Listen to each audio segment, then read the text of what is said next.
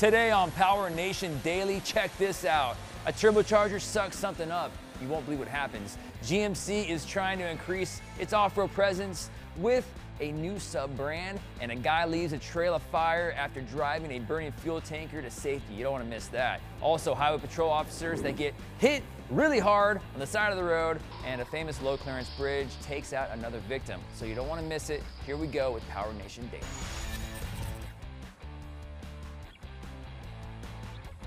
What's up, everybody? I'm Gannon Pritchard again, and this is PowerNation Daily. I hope you're having a fantastic day. For more how-to, check out our website at PowerNationTV.com. But for the news, let's get to talking about it. This one is unique. I thought it was a ghost, and then I realized it wasn't. It's a cloth or something, but he's doing a dyno pull on the dyno when his turbocharger decides to suck a mysterious object into it. I mean, I thought it was a ghost, but apparently when it exploded, it was just a piece of paper. Nonetheless, it was still pretty cool. What do you think about that? Let us know in the comments. I'm curious. What is it? Tell us. GMC debuted the new Sierra at the Detroit Auto Show featuring its new tailgate and carbon fiber bed. But the 2019 GMC Sierra AT4 is the first introduction from the automaker's all-new sub-brand. AT4 stands for All-Terrain 4 and for enhancing off-road abilities while not giving up the premium features and technology. The AT4 is different from the Denali and the SLT Sierra with a 2-inch lift.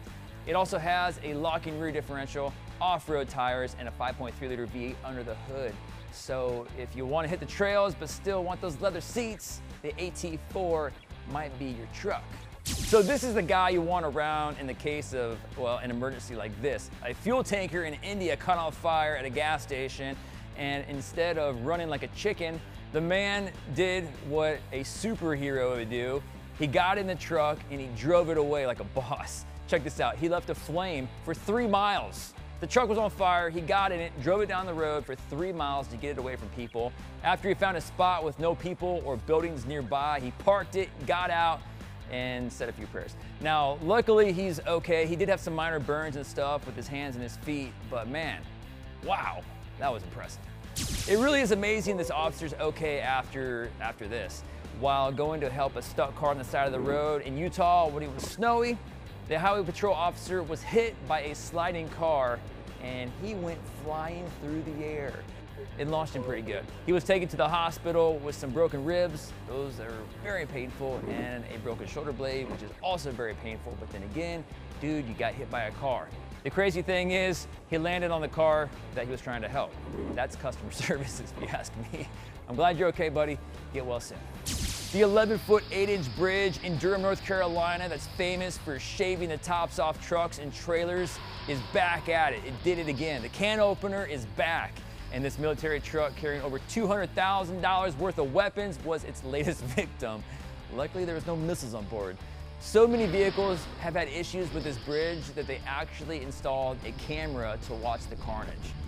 That's some bored people and taxpayer money right on. I would do the same thing. Now, the drive report since 2008, 130 vehicles have hit the bridge after ignoring the posted clearance signs. So if you want to see more, check out YouTube or stay tuned right here on PowerNationTV.com. I'm sure more is going to happen. Thanks for watching PowerNation Daily, everybody. I'm Gannon Pritchard. Let us know what you want to see and stop by PowerNationTV.com. See you later.